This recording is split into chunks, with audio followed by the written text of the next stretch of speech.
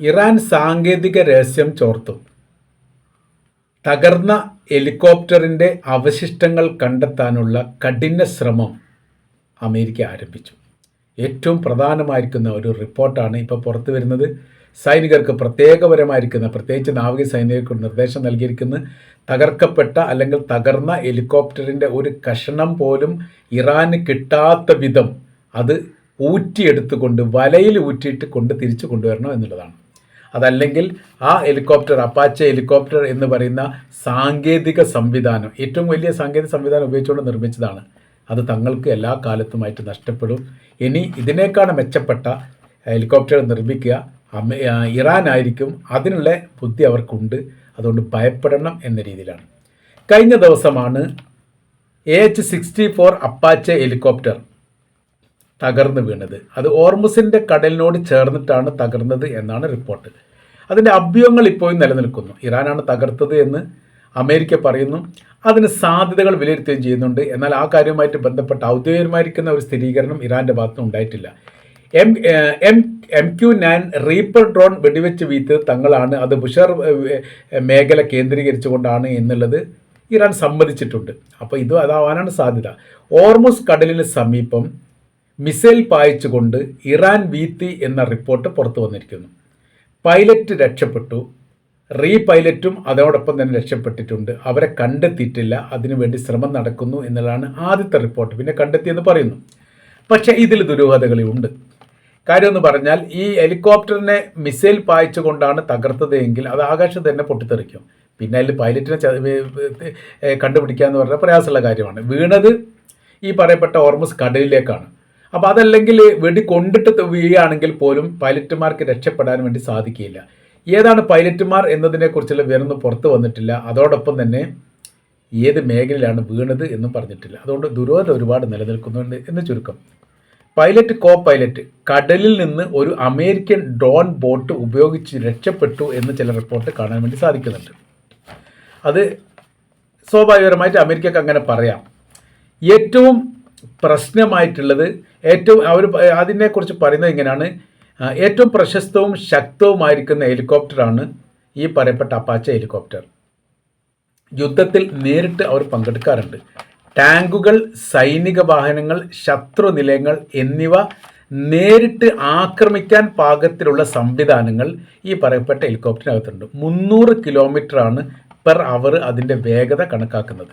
രാത്രിയിലും മോശം കാലാവസ്ഥയിലും അവർ ലക്ഷ്യം കണ്ടുകൊണ്ട് ആക്രമിക്കാൻ അവർക്ക് ശക്തിയുണ്ട്. ഒരു യുദ്ധവിമാനത്തിൻ്റെ ഏറെക്കുറെ അങ്ങനെയൊക്കെ സർവീസുകൾ ചെയ്യുന്ന എന്നുള്ളതാണ്.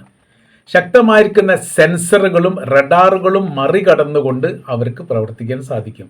അങ്ങനെയാണെങ്കിൽ ഇപ്പോൾ ഇറാന് ഏത് തരത്തിലാണ് ഇവരെ വെടിവെച്ച് വീഴ്ത്തിയത് അല്ലെങ്കിൽ മിസൈൽ പായിച്ച് വീഴ്ത്തിയത് എന്നുള്ളത് പരിശോധിക്കാൻ. റഡാറിലും കുടുങ്ങൂല, സെൻസറിലും കുടുങ്ങൂല. അത് രണ്ടിലും കുടുങ്ങാത്ത രീതിയിൽ ഇറാനാണ് ഈ പ്രവർത്തി ചെയ്തത് എങ്കിൽ കുറ്റമറ്റ സാങ്കേതിക വിദ്യാ സംവിധാനം ഇറാൻ്റെ കൈവശത്തിലുണ്ട് എന്ന് അമേരിക്കക്ക് സമ്മതിക്കേണ്ടി വരും. ആയുധങ്ങൾ സൂക്ഷിക്കുന്ന ഒരു ഹെലികോപ്റ്റർ കൂടിയാണിത്. അതിൽ 30 mm ചെയിൻ ഗണ്ണ് അഥവാ ഓട്ടോമാറ്റിക് പീരങ്കി, അതിനെ തകർക്കാൻ പാകത്തിലുള്ള സംവിധാനമാണ് ഈ പറയപ്പെട്ട ചെയിൻ ഗണ്ണ് എന്ന് പറയുന്നത്. ഹെലിഫയർ മിസൈലുകൾ, ടാങ്ക് നശിപ്പിക്കാൻ സാധിക്കുന്നത്. ഹൈഡ്ര 70 റോക്കറ്റിനെ തകർക്കാൻ വേണ്ടി സാധിക്കുന്നത്. എയർ ടു എയർ മിസൈലുകൾ. എയർ ടു എയർ മിസൈൽ എന്ന് പറഞ്ഞാൽ ആകാശത്തിലുള്ള ഒരു മിസൈൽ പോവുകയാണെങ്കിൽ ഈ ഹെലികോപ്റ്ററിൽ നിന്ന് ആ മിസൈൽ തകർക്കാൻ വേണ്ടി സാധിക്കും. ആ സംവിധാനങ്ങൾ എല്ലാം ഇതിലുണ്ട്. സമുദ്ര നിരീക്ഷണ ദൗത്യത്തിലുള്ള ഹെലികോപ്റ്റർ ആയിരുന്നു ഇത് എന്ന് പറയപ്പെടുന്നു. ഇറാൻ്റെ സൈനിക പ്രവർത്തനങ്ങൾ അല്ലെങ്കിൽ ഡ്രോൺ നീക്കങ്ങൾ നിരീക്ഷിക്കുകയാണ് ഇതിൻ്റെ പ്രധാനമായിരിക്കുന്ന ലക്ഷ്യം. എണ്ണക്കപ്പലുകൾക്കും അമേരിക്കയുടെ സേനയുടെയും സുരക്ഷാ ഭാഗമാണ്. അതായത് ആകാശത്തിലൂടെ പറന്നുകൊണ്ട് ഭൂമിയിലുള്ള അല്ലെ കടലിലുള്ള വിഷയകാര്യങ്ങൾ നിരീക്ഷിച്ചുകൊണ്ട് അപ്പം പിന്നെ സന്ദേശങ്ങൾ സൈനികർക്ക് കൈമാറുന്ന പ്രവൃത്തി. അതേതുപോലെ ലിബിയയിൽ കേണൽ ഗദ്ദാഫിയെ വധിക്കാൻ വേണ്ടിയിട്ട് അമേരിക്ക എടുത്തിരിക്കുന്ന തന്ത്രം ഇതായിരുന്നു. ആകാശത്ത് നിരീക്ഷണം നടത്തി അത് ഭൂമിയിലുള്ള സൈനികർക്ക് അല്ലെങ്കിൽ വിമതപക്ഷത്തിന് പറഞ്ഞു കൊടുക്കുക. അപ്പോൾ അവിടുന്ന് ആകാശ നിരീക്ഷണം നടക്കുന്ന സമയത്ത് റഡാർ സംവിധാനം ലിബിയയുടെ ഭാഗത്ത് എത്രത്തോളം ഉണ്ട്, എത്രത്തോളം ദൂരപരിധിയിൽ വിമാനത്തെ കണ്ടുപിടിക്കാൻ വേണ്ടിയിട്ട് അവരുടെ റഡാർ സംവിധാനത്തിന് കഴിയും എന്ന് മനസ്സിലാക്കിയ അമേരിക്ക ആ പരിധിയുടെ മേലെ നിന്നുകൊണ്ടാണ് നിരീക്ഷണം നടത്തിയത് എന്ന് പറയുന്നു. നമ്മുടെ ഇയാളെ പിടിച്ചിരുന്നല്ലോ, ഈ ബില്ലാദൻ, ഭീകരവാദിയായിരിക്കുന്ന ബില്ലാദനെ പാകിസ്ഥാനിലെ അബാട്ടാബാദിൽ നിന്ന് പിടിക്കാനും ഇതേ തന്ത്രം തന്നെയാണ് ഉപയോഗിച്ചത്. പാകിസ്ഥാൻ്റെ കൈവശത്തുള്ള റഡാർ സംവിധാനത്തിൻ്റെയും മുകളിൽ കയറിയിട്ട് നിരീക്ഷണം നടത്തി എന്നുള്ളതാണ്. അപ്പോൾ ഇതിൻ്റെ ഹെലികോപ്റ്റർ ഹോർമുസ് കടലിലാണ് വീണത്, അങ്ങനെയാണ് അനുമാനം. അതുകൂടി അതിൻ്റെ കൂടെ പറയുന്നുണ്ട്. യുദ്ധകാലാടിസ്ഥാനത്തിൽ എന്ത് ചെയ്തു, ഹെലികോപ്റ്ററിൻ്റെ അവശിഷ്ടങ്ങൾ വീണ്ടെടുക്കാൻ വേണ്ടിയിട്ടുള്ള ശ്രമം നടത്തണമെന്ന് അമേരിക്കയുടെ പ്രസിഡന്റ് ഡൊണാൾഡ് ട്രംപ് നേരിട്ട് ആഹ്വാനം ചെയ്തു. നമ്മൾ മേൽ പറഞ്ഞ കാര്യത്തിൻ്റെ ആവർത്തനമാണ് വീണ്ടും അത് ആ റിപ്പോർട്ടിനകത്ത് പറയുന്നത്. അതിന് കാര്യം ഇറാൻ്റെ കയ്യിൽ അത് കിട്ടരുത്. അവർ സാങ്കേതിക വിദ്യ ചോർത്തിക്കഴിഞ്ഞാൽ പുതിയത് നിർമ്മിക്കാൻ സാധിക്കുകയില്ല. മാത്രമല്ല ഇതിനേക്കാൾ മെച്ചപ്പെട്ടത് ഇതിൻ്റെ സാങ്കേതിക വിദ്യ ഉപയോഗിച്ചുകൊണ്ട് നിർമ്മിച്ചിട്ട് മറ്റു ലോക രാജ്യങ്ങൾക്ക് ഇറാൻ വിൽക്കാൻ വേണ്ടി സാധിക്കും.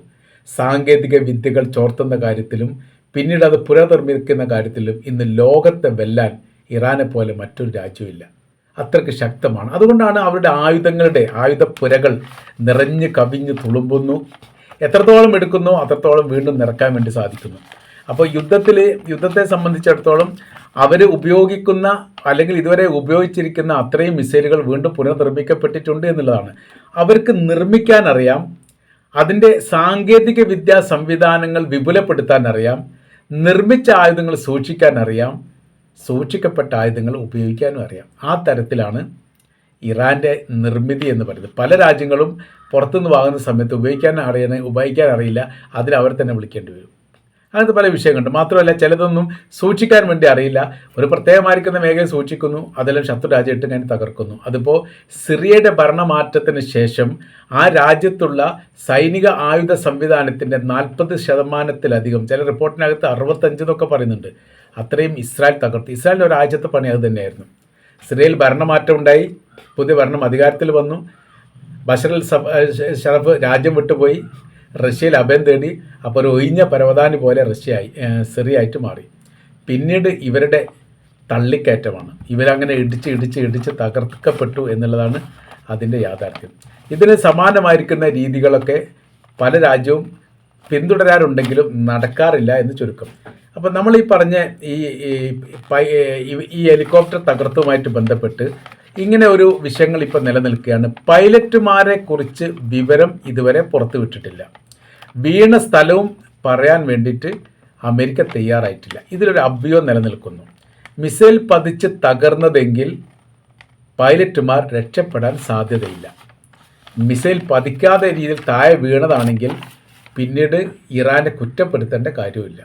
അങ്ങനെ സങ്കീർണമായിരിക്കുന്ന ഒരു വിഷയത്തിലും സംശയം ജനിപ്പിക്കുന്ന രീതിയിലുമാണ് ഇപ്പോഴത്തെ നിലവിലെ സാഹചര്യങ്ങൾ നീങ്ങിക്കൊണ്ടിരിക്കുന്നത്. അപ്പോൾ ഇതിൽ നിന്ന് മറ്റൊരു രീതി മനസ്സിലാക്കാൻ വേണ്ടി പറ്റുന്നത്, മേഖലയിലെ ആകാശ നിരീക്ഷണവുമായിട്ട് ബന്ധപ്പെട്ട് അമേരിക്കയുടെ യുദ്ധവിമാനങ്ങൾക്കോ ഹെലികോപ്റ്ററുകൾക്കോ സുരക്ഷിതമില്ല എന്നുള്ള കാര്യം കൃത്യമായി. ഏത് സമയത്തും ആക്രമിക്കപ്പെട്ടേക്കാം. നിലനിൽപ്പിന് വേണ്ടിയിട്ട് ഒരു സഹായം സ്വീകരിക്കാൻ പറ്റാത്ത സ്ഥിതിയിലേക്ക് വന്നിരിക്കുന്നു. ഇനിയിപ്പോൾ മറ്റൊരു രീതി എന്ന് പറയുന്നത്, ഈ ഹെലികോപ്റ്ററിൻ്റെ അവശിഷ്ടങ്ങൾ കണ്ടെത്താൻ വേണ്ടിയിട്ടുള്ള ശ്രമങ്ങൾ നടത്തിയിട്ടുണ്ട് എന്ന് പറയുന്നു.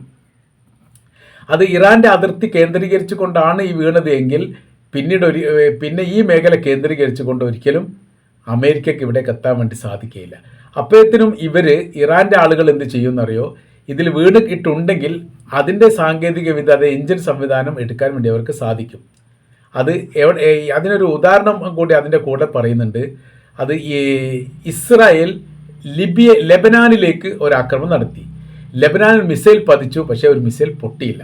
പൊട്ടാത്തത് വലിയ വിവാദമായിട്ട് നിൽക്കുകയും അത് സോഷ്യൽ മീഡിയക്കാരും ഒക്കെ ആഘോഷിക്കുകയും ചെയ്തു. അതിൻ്റെ സൈഡിൽ നിന്നൊക്കെ ഫോട്ടോകളൊക്കെ എടുത്തൊക്കെ പുറത്ത് വന്നിരുന്നു. കഴിഞ്ഞ വർഷമാണ് സംഭവം, 2025.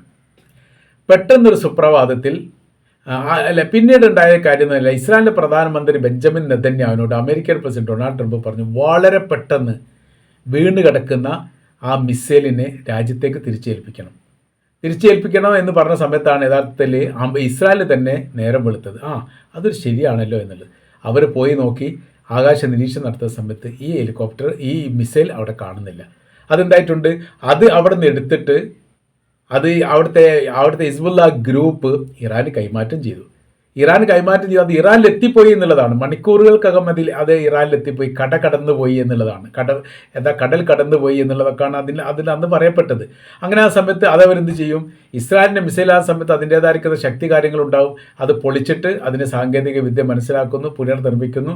എന്നിട്ട് ഈ സാങ്കേതിക വിദ്യ, ഇസ്രായേലിൻ്റെ സാങ്കേതിക വിദ്യ ഉപയോഗിച്ചുകൊണ്ട് ഇറാൻ മിസൈൽ നിർമ്മിക്കുകയും ആ മിസൈൽ കൊണ്ട് ഇസ്രായേലിനെ തന്നെ ആക്രമിക്കുന്ന രീതിയിലേക്ക് കാര്യങ്ങൾ പോയി ചെയ്യും. പെട്ടെന്ന് അവർ നടക്കും. ഈ കാര്യത്തിൽ യഥാർത്ഥത്തിൽ വലിയ രീതിയിലെ ഭയപ്പാടിലാണ് ഇസ്രായേലും അമേരിക്കയും എന്ന് തീർച്ചയായിട്ടും നമ്മൾക്ക് കാണാൻ വേണ്ടിയിട്ട് സാധിക്കുന്നതാണ്.